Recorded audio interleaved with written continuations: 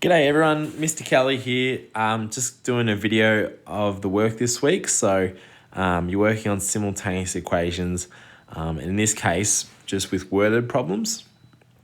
Okay, before I get into it, just wanted to say, again, a big thanks to all those who attended the WebEx last week.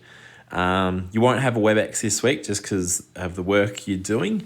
So remember, just by the end of the week, even if you haven't finished the work, just send me a message, let me know how you're going.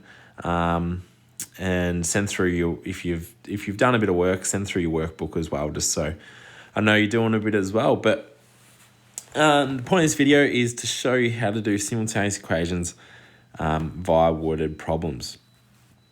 Okay, so what I'm going to do before I actually read the question is I'm actually just going to write down some tips on how to tackle these. So I'll just put some tips here.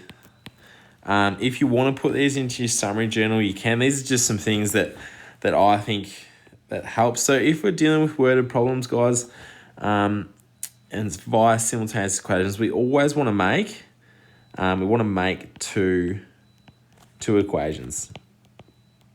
Okay, you guys have been dealing with, you've got two equations, you've got to find the unknown, okay? So, or the unknowns. Okay, so if we've got two equations, we're going to have two unknowns as well. So we need two unknowns in our equations. So what I mean by two unknowns is like our letters. So I'll just write two unknowns. All right. Now for you guys, a lot of them have just been like X's and Y's. Okay, but these unknowns, they can actually stand for something. So it could be, I think I did an example last week, like the value of apples and oranges or apples and bananas at a supermarket.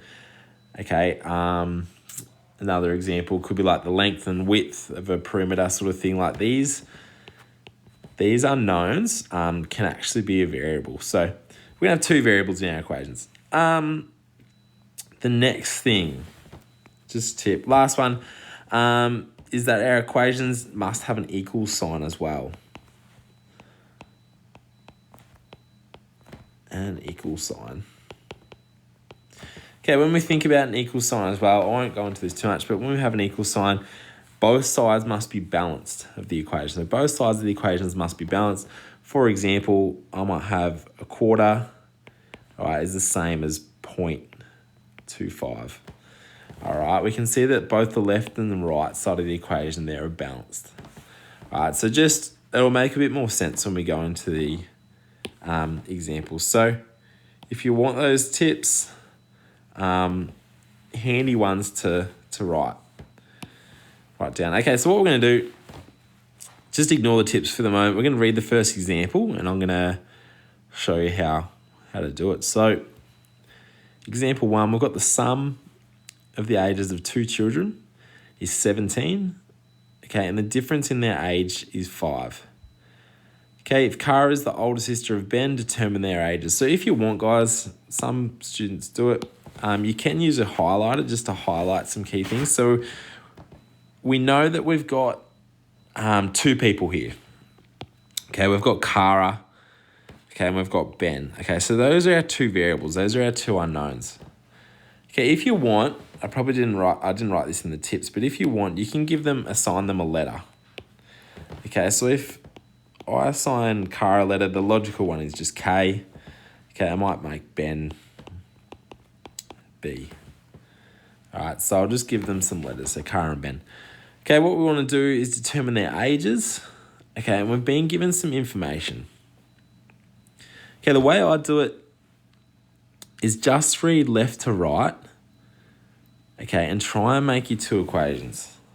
Okay, so I'll try and do them over here. So the first part, the sum of their ages of the two children is 17. Okay, so if I add the sum of Cara and Ben, okay, is going to be 17 if I add their two ages. Okay, so Cara could be, 8, Ben could be, Cara could be 9, Ben could be 8, equals 17. Okay, all those variables that add up, those values, that add up to 17, we need the second equation to work out exactly their age. So we've got that first equation. Cara plus Ben equals 17. All right, the second part, the difference in their ages, or their age is 5. Okay, the key word there is the difference, guys. Okay, when we think of the difference, the sum means that add the difference means you can work that out by subtracting. Okay, the difference in something, if we do one value minus the other, that'll give us the difference between the two values. Okay, so what I'm going to do is I'm actually going to do Cara minus Ben. Okay, and that should give us the difference. The reason I've done Cara first as well is that we know Cara is the older sister too. So we should get a positive value. If we do the bigger number minus the smaller number, we should get a positive value. All right, and that value, the difference in their ages was 5. All right, so we've got our two equations. Okay, and that's the hardest part of simultaneous equations via Whiteboard. Okay, so now we've got our two equations. Now you can either solve them simultaneously, you can either solve them by elimination or by substitution. Looking at these two equations, I reckon the easier way to do it is elimination for this one. Okay, and I might add the two equations because that'll eliminate the b's. All right, so I'm going to add the two equations. It's going to be k plus k is going to make 2k. Okay, if I add the b's together, it's going to cancel the b's out. Okay, and then if I add the 17 and the 5, I get 22.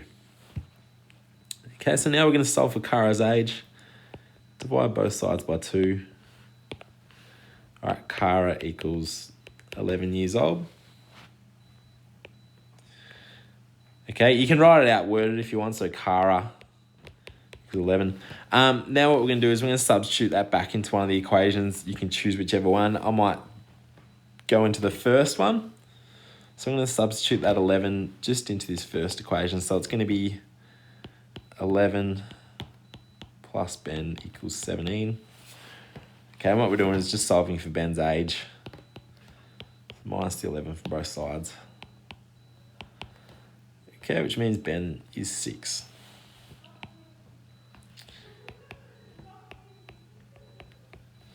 Cool.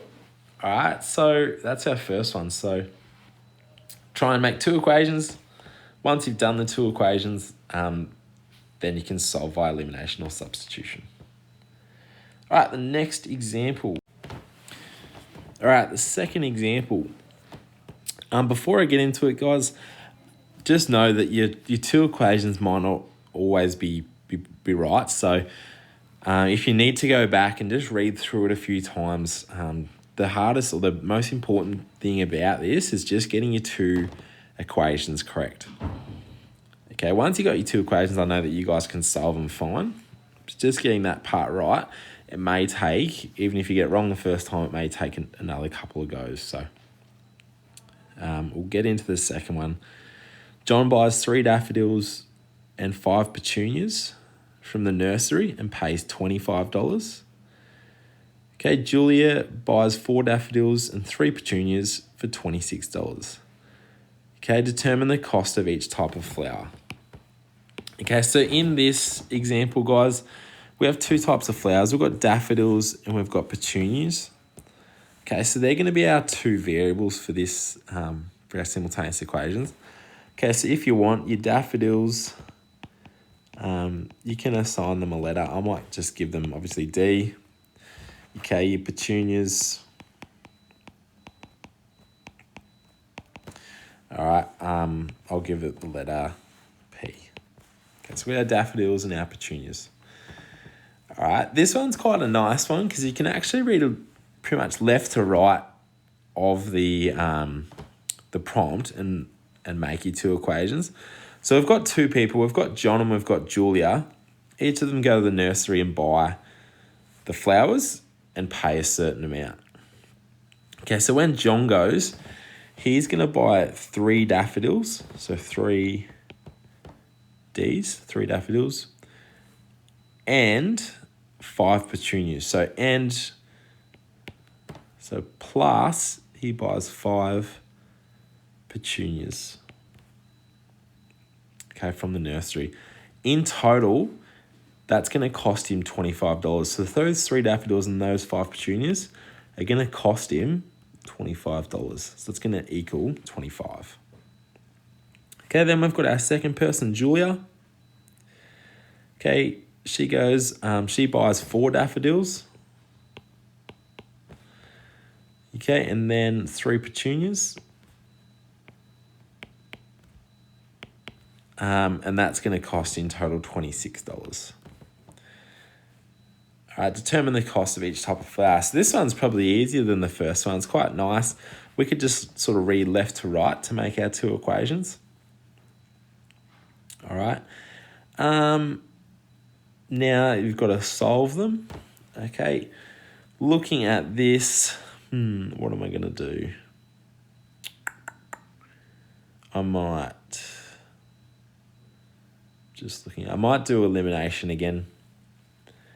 All right, so what I'm going to try and do is I'm going to try and get our 2 equations or one of our coefficients. Remember, our coefficients the same. I might try and get our D's the same, our daffodils, so the coefficients there. Okay, so we're thinking about multiples of 3 and 4. If you want, you can always just multiply it by the opposite.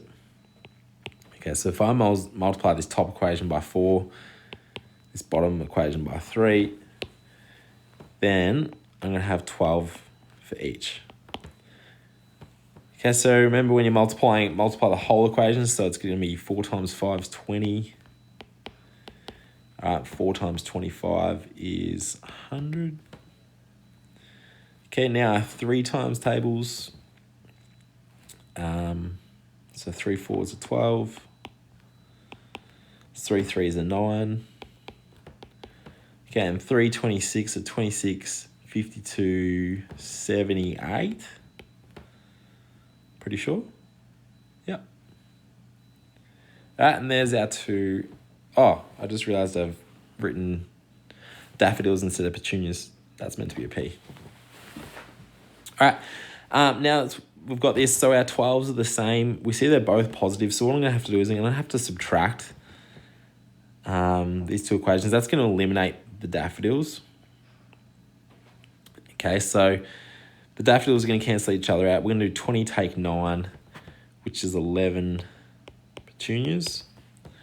All right, and then 100 take 78 is going to be 22. Now it's the easy part, just to get the petunias by itself, divide both sides by 11. Okay, so our petunias cost $2. All right, if you want, maybe in the answer book it'll say petunias equal $2. So if you want to write out the whole thing is good. Okay, now that we've got this, we're going to substitute into one of the equations. Doesn't matter which one you choose, they both look pretty similar. I might choose the second one. So I'm going to do 4 daffodils plus 3, instead of the P, it's times 2, equals 26. Okay, I'll just do the next line of working. 4 daffodils plus 6 equals 26. Okay, we're solving for the daffodils. So minus the 6 from both sides. Daffodils equals 20. Okay, and then divide both sides by 4. So the daffodils equal $5. Cool. All right, so you'll definitely be seeing those questions where you can read them left to right. They're quite nice ones to do. All right, so the petunias cost $2, the daffodils cost $5. All right, example 3. This was a good one I wanted to chuck in. I don't think you'll see it, but it was in a previous question. I'm not sure if anyone had a go at it. This question gets my general maths students every year on how to do. Okay, so if you're doing general maths, little tip or a heads up to make note of this question. So example 3, we've got the perimeter of a rectangular farm, okay, is 1,800 meters, okay, and its length is 1,400 meters longer than its width. find the area of the farm. Yeah, so quite a tough question. Okay, I'm going to try and break it down. Okay, remember we need our two equations. So we've got the perimeter of a rectangle. Okay, or the rectangular farm is 1,800 meters. Okay, so if we've got our farm here, imagine this is our paddock or our barley crop. Okay, its perimeter, so the distance, if we add up all these lengths, is going to equal 1,800 meters. Okay, so when we think about a rectangle, guys, we know it's got two widths and it's got two lengths. Let's do that one there. Okay, so we can actually make an equation with that.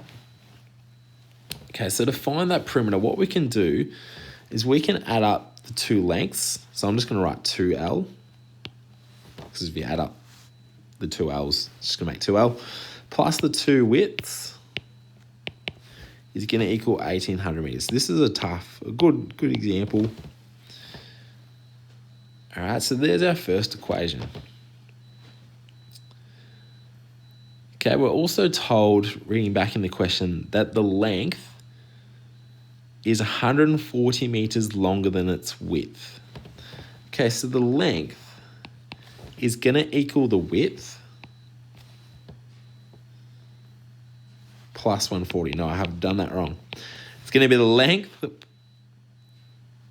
The length is 140 meters longer than its width. This is where we've got to read it right. The length. Yeah, so the length is going to equal the width plus 140. Then the equations are going to be balanced. Let's read that one more time. Its length is 140 meters longer than its width. Yeah. So the width plus 140 will get you the same value as the length. Cool. All right, so we've got our two equations now. All right, that's the hardest part of this.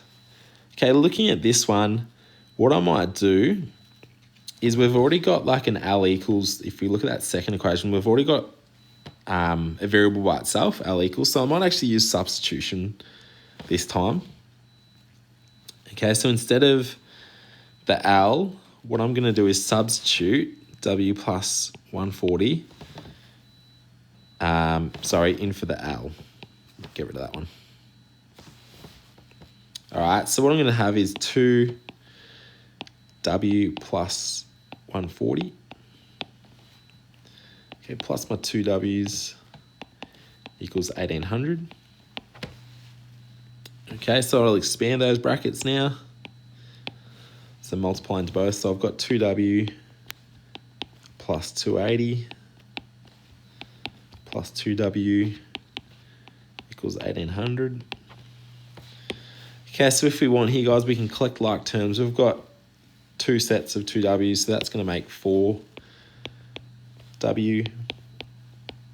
plus the 280 equals 1,800. Okay, now we want to solve for the W, so we're going to get rid of everything. So we're going to minus the 280 from both sides. So we're going to have 4W equals 1520. All right, and then divide both sides by 4. Here we go.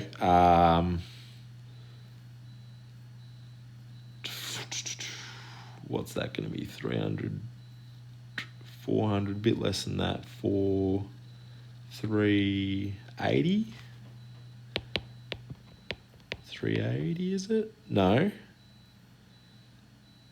Yeah. And for that, you can just use your calculator if you want. I'm pretty sure it's 380. 380 times 2, 760. Yeah.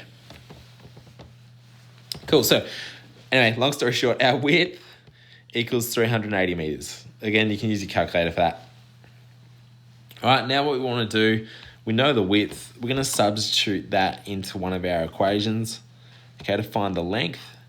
Okay, looking at our two original equations here, you can see that the second one's a bit easier to substitute it in.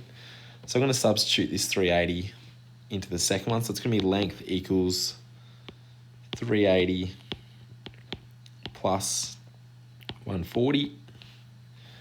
Okay, so the length is going to equal, what's that, 520 meters. Cool. All right, so now we've found the length and the width of our paddock.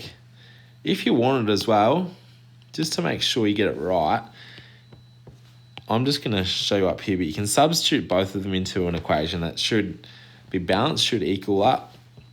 All right, this is quite a tough example, but it's a good one. So if I think about my two, my lengths, I'm going to swap them around. My length was 520. My width is 380.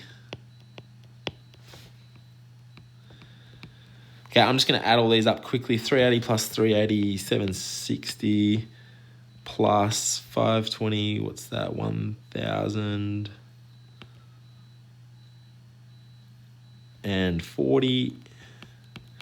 Okay, add those up, equals 1,800. Okay, so I was just putting it back into the rectangle. Anyway, long story short, we've read our equation. We've read our question, made our two equations. Okay, solved via substitution for the width, subbed it back in to one of the equations and found the length. So that question there is a tricky one. I'm not sure if anyone did it. I think it was like exercise 1 before K, 1 something. Anyway, that's a tough one to want to throw in. There's a good one once you get up to, if you get through to this week's work, question 9, I intentionally haven't done. I want to see if you guys can get that one too. It's a bit easier than this, but good challenge as well. So hopefully that helped, guys, and good luck with this week's work.